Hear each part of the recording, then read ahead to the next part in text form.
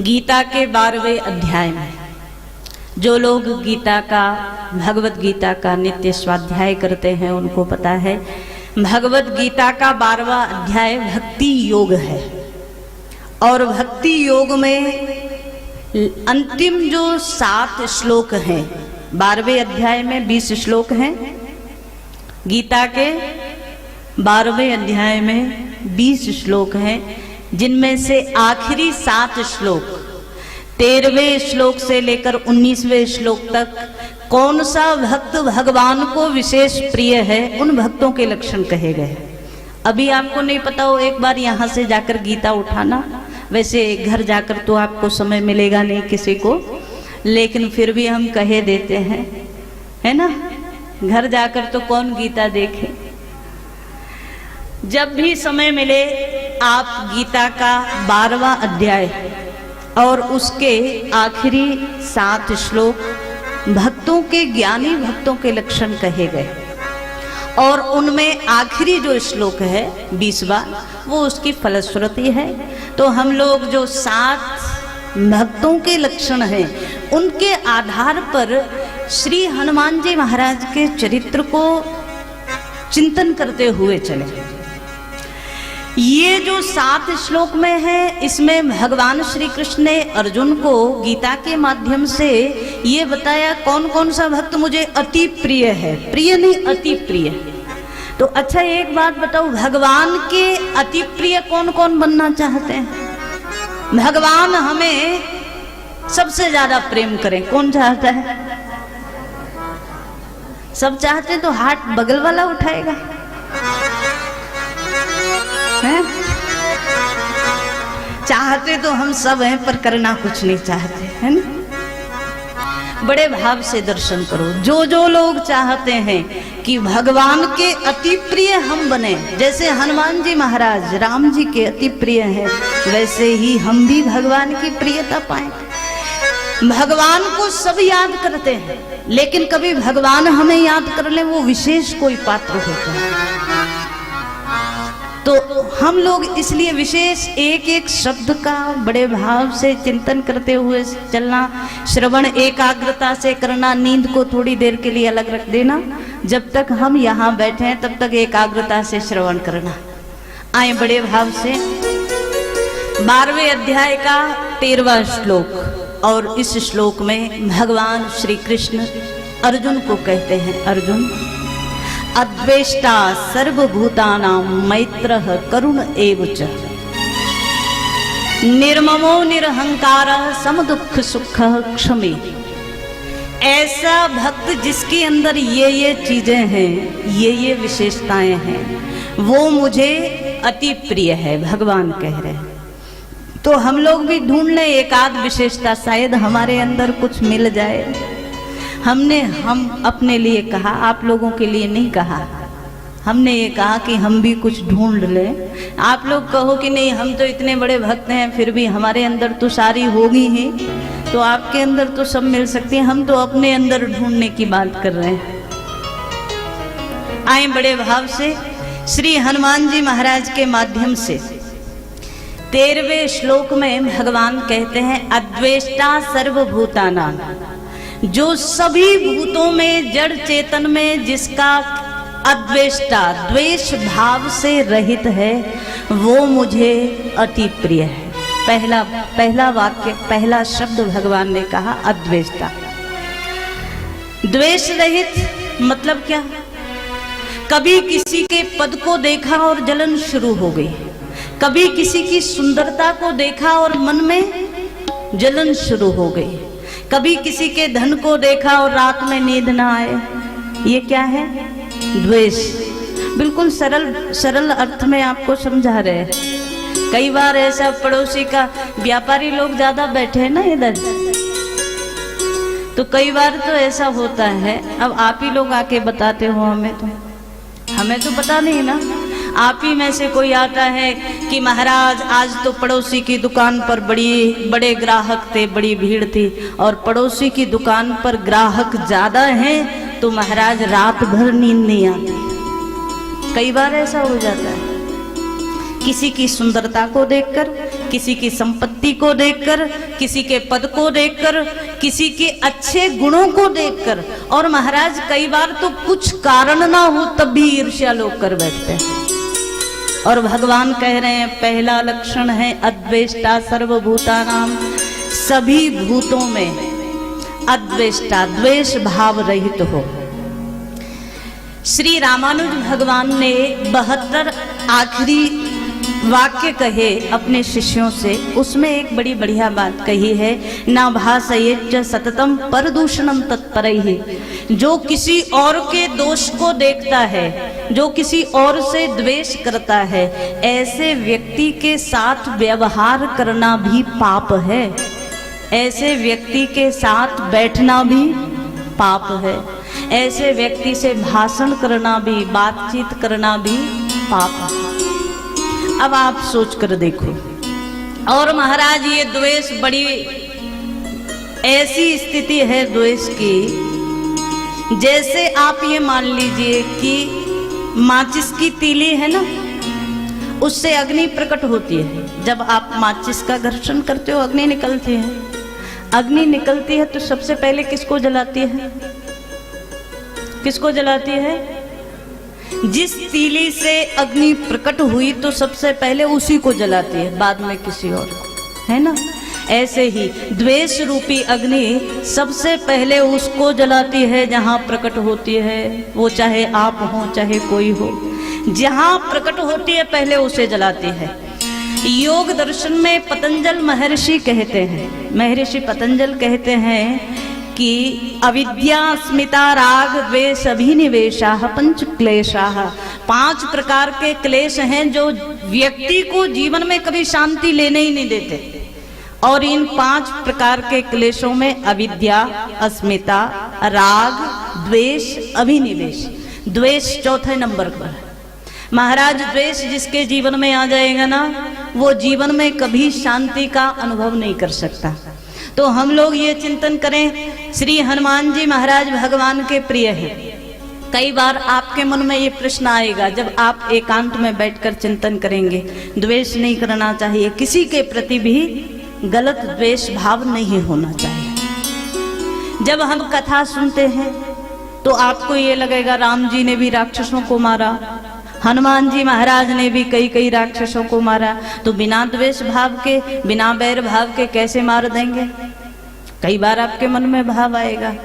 तो यहाँ हम लोग ये चिंतन करें कि जो हमें लीला ऐसी नजर आती है कि द्वेष भाव से वो लीला हुई, लेकिन वहां भी द्वेष नहीं है।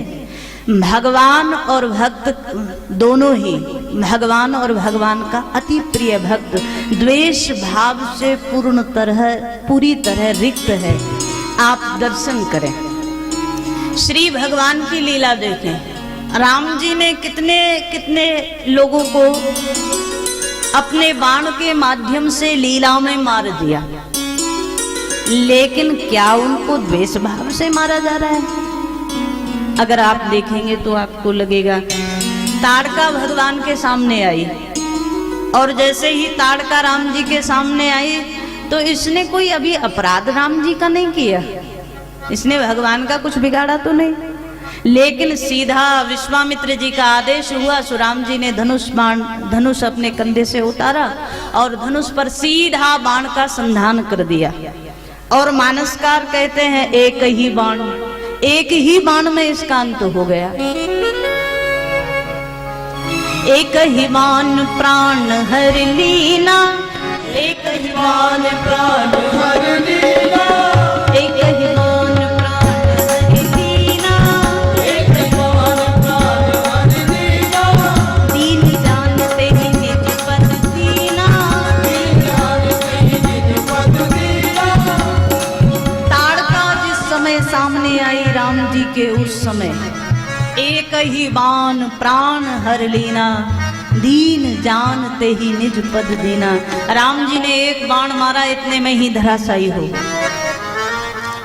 लोगों को तो लगा कि ताड़का को मार दिया राम जी ने, लेकिन इस चौपाई के आखिरी पद को आप पढ़ेंगे तो गोस्वामी जी ने क्या लिखा? दीन जानते ही निज पद दीना। तो मार दिया या तार दिया, आपसे पूछें? दीन जानते ही निज पद दीना, अपना पद भगवान ने दे दिया। तो ताड़का जो दीनहीन थी, जो संसार में भटक गई थी, जिसकी बुद्धि क्रूर कर्मों में लग गई थी, ऐसी ताड़का को भगवान, अगर द्वेष बुद्धि होती तो नीचे के लोगों को भेजते, लेकिन क्या भगवान की द्वेष बुद्धि? राक्षस वध की लीला में भी भगवान की कोई द्वेष भाव तो है नहीं। उसे और ऊंची गति दे दी, अपने पद को भेज दिया। और एक उदाहरण ताड़का का। दूसरा आप देखें, जिस समय विराट भगवान के सामने आया, बड़ा मुख खोल करके खड़ा हो गया, देख दुखी निज धाम पठावा, भगवान ने इसका अंत किया। तो क्या हुआ? कहा अपने धाम को ही भेज दिया। तीसरे रूप में आप देखो, मानस में लीला आती है, खरदूषण भगवान के सामने आए। कितने अधम हैं, कितने क्रूर कर्मा हैं। राम जी के सामने आकर राम जी से कह रहे हैं, खरदूषण कह दिया, सुनो हम आपको छोड़ देंगे, आपसे युद्ध नहीं करेंगे, आपका प्राण छोड़ देंगे। तो राम जी बोले, ये तो बड़ी बढ़िया बात होगी कि आप हमें छोड़ देंगे, हमारा प्राण बचा देंगे, लेकिन ये बताओ कि ये आप करेंगे क्यों? तो खरदूषण भगवान के सामने बोले, आपने जो अपनी पत्नी को छुपा दिया है उसे हमें दे दो, उसके बाद हम आपका प्राण छोड़ देंगे। भगवान को क्रोध आया, एक ही बाण में भगवान ने मोहनी लीला की, और जितने राक्षस थे 14,000 राक्षस एक दूसरे से लड़ लड़ करके मर गए। राम जी को कुछ करना नहीं पड़ा। क्यों? देख ही परस्पर राम। और क्या दर्शन है, आप एक क्षण के लिए देखो। राम जी ने एक ऐसा बाण छोड़ा कि जिनको कभी कहीं राम नजर नहीं आते, राम में भी राम नजर नहीं आते, ऐसे राक्षस लोगों को एक दूसरे में राम नजर आने लगे। मानसकार ने कहा, देखें परस्पर राम। और जब एक दूसरे में राम नजर आने लगे तो एक दूसरे से ही लड़ने लगे। अब जिसकी बुद्धि द्वेष रहित हो, बैर रहित हो, तो सब में राम नजर आ जाए तो कितना आनंद हो जाए। लेकिन ये लोग सब में राम देखकर भी युद्ध कर रहे हैं द्वेष भाव से, सब समाप्त हो गए। और खरदूषण का भी अंत भगवान ने किया। उसके बाद मानसकार कहते हैं क्या हुआ? तो कहते हैं, खरदूषण को राम राम कहि तनु तजई, पावही पद निर्वाण। राम राम कहते हुए ये लोग एक दूसरे में राम को देख रहे हैं, राम राम कहकर युद्ध कर रहे हैं, सामने राम ही है ऐसा लग रहा है। और जब मर जाते हैं तो भगवान अपने धाम को सबको भेज देते हैं। रावण सामने आ गया, कुंभकर्ण सामने आया, तो क्या स्थिति है एक क्षण के लिए देखो। मारने में भी भगवान तारते हैं, मारते नहीं है। यही तो उसकी लीला है, यही उसकी दिव्यता है। तासु तेज प्रभु बदन समाना, तासु तेज प्रभु बदन समाना, तासु तेज प्रभु बदन समाना,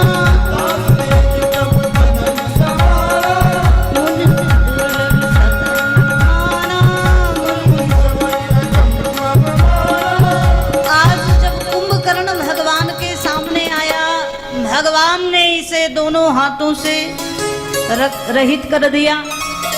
बाद में भगवान के सामने बड़ा मुंह खोल करके खड़ा हो गया। श्री भगवान ने एक बाण मारा, सुसर धड़ से अलग हो गए। लोगों ने कहा लो मार दिया बेचारे को, लेकिन मानसकार कह रहे हैं आज कुंभकर्ण को मारा नहीं, तासु तेज प्रभु बदन समाना। इसका तेज भगवान के ही श्री शरीर में समाहित हो गया। तो भगवान ने सारूप्य सायुज्य मुक्ति इसको दे दिया। कितनी लीला। रावण के जितने राक्षस हैं, रावण के वो सब राक्षस लोग युद्ध में मारे जाते हैं। और जब युद्ध में मारे जाते हैं तो आप सोचो, कोई गिनती नहीं है उनकी, असंख्य हैं, जिनकी कोई गणना नहीं। इतने राक्षस लोग मारे गए रावण के पक्ष के। क्या इन सबको परम धाम दिया भगवान ने? क्या ऊपर के लोगों में भेजा? क्या ऊपर की गति दी? मानसकार ने कहा हाँ सबको दी। आप कहेंगे कैसे? एक क्षण को दर्शन करो। जब सारा युद्ध हो गया, राम रावण युद्ध समापन हुआ, उस समय इंद्र भगवान की स्तुति करने के लिए आए। और इंद्र जब स्तुति करने के लिए आए तो श्री भगवान से बोले महाराज हमारे लिए कोई आदेश करिए, कोई आज्ञा करिए, हमें क्या करना है आपकी सेवा में। श्री भगवान ने कह दिया एक काम करो, जितने लोग हैं जो सब मारे गए हैं युद्ध में, उन सब के ऊपर अमृत वर्षा कर दो, वो सब जीवित हो जाए। भगवान ने किससे कहा? किससे कहा? हाँ बोल भक्त वत्सल भगवान की। श्री गोस्वामी जी महाराज दर्शन करा रहे हैं। जब आज इंद्र को आदेश दिया तो इंद्र बड़े प्रसन्न हो गए। भगवान ने कोई आदेश हमें दिया है। इंद्र ने अमृत की वर्षा की, लेकिन इस अमृत की वर्षा में सुधा वृष्टि भई दुहदल ऊपर जिए भालू कपि नहीं रजनीचर। मानसकार ने एक बड़ी बढ़िया बात कह दी। मानसकार कहते हैं दोनों दलों के ऊपर जब भाई अमृत बरस रहा है तो बरसात तो सब जगह होगी, ये थोड़ी है कि केवल वानरों के ऊपर हुई, राक्षसों के ऊपर नहीं हुई। तो जितने भी वानर हैं वो सब जीवित हो गए, लेकिन राक्षस एक भी नहीं हुआ। तो सारे देवताओं ने आश्चर्य से भगवान की ओर देखा। महाराज एक बात बताओ, जब यहाँ दोनों दलों के ऊपर अमृत बरसात हो रही है, अमृत बरस रहा है, तो राक्षस लोग जीवित क्यों नहीं हुए? भगवान मुस्कुराए। बात यह है, ये जितने भी राक्षस लोग हैं ना, इन सबको मैंने मुक्त कर दिया। मानसकार दर्शन करा रहे हैं। सारे राक्षसों को भगवान ने मोक्ष दे दिया। और मोक्ष का मतलब होता है आवागमन समाप्त हो जाए, जहां फिर आना जाना ना पड़े, वहां मोक्ष को परम धाम, परम गति कहा गया। तो भगवान बोले बात ये है, जितने वानर लोग थे उन सबको हमने मुक्ति नहीं दी, तो वो तो सब जीवित हो गए। अब जो मोक्ष को चले गए वो थोड़ी जीवित हो जाएंगे। मानसकार ने दर्शन कराया भगवान की करुणा का, भगवान के भाव का। राक्षस वध की लीला देखने पर लगती है कि भगवान ने बड़े द्वेष से, बैर भाव से मार दिया, लेकिन मारने में भी भगवान ने तारा है। रामाकार भय तिनके मन, रामाकार रामाकार भय तिनके मन, रामाकार भय तिनके मन, मुक्त भय छूटे भवबंधन, मुक्त भय छूटे भवबंधन, मुक्त भय छूटे भवबंधन, मुक्त भय छूटे भवबंधन। श्री भगवान की कृपा से वानर जो भगवान की सेवा में हैं, उन वानरों को जो मोक्ष नहीं मिला, उन वानरों को जो पद नहीं मिला, वो पद भगवान ने उनको दे दिया जो असुर हैं, जो भगवान से बैर भाव रखते हैं। ऐसे असुरों को भी भगवान ने तार दिया, मोक्ष दे दिया। तो आप क्या कहेंगे, क्या भगवान की राक्षस वध की लीला में भी भगवान का कोई द्वेष भाव है किसी से? भगवान की तो करुणा सब जगह बरस रही है, और इसीलिए भगवान कहते हैं कि ना हमें द्वेष, हम किसी से द्वेष करते हैं, ना हमें द्वेष करने वाला पसंद है। अद्वेष्टा सर्वभूतानां